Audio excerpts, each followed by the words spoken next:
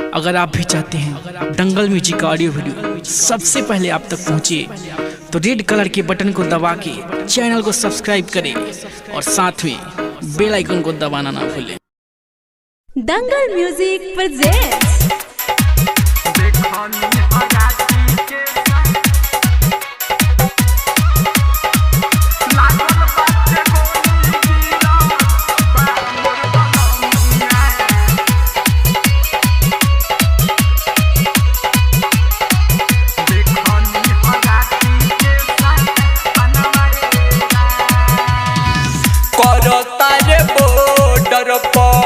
नौकरी साजनवा करता रे बॉर्डर पर नौकरी साजनवा हवे उद्देश्य के जवानवा रे लागल बाटे गोली गिरल बा मोर बलमुआ देखनी हराती के सपनवा रे लागल बाटे गोली गिरल बा मोर बलमुआ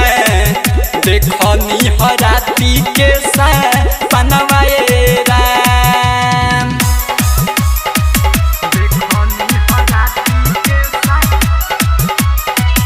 देखनी हराती के सपनवा रे राम दंगल रिकॉर्डिंग स्टूडियो ननौरा।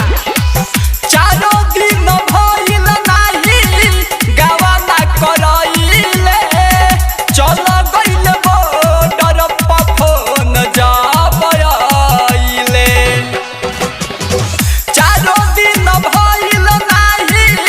गवाना करइले चल गइल बॉर्डर पर फोन जाबइले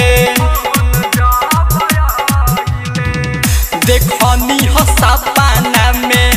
सेनुरा धोवा पा टूटता रे चूड़िया का गनवा राम लागल बाटे गोली गिरल बा मोर बलमुआ देखनी हराती के सपनवा राम देखनी हराती के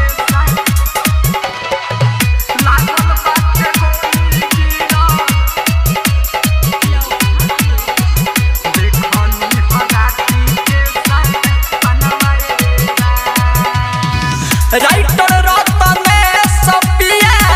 चल गइल छोड़ के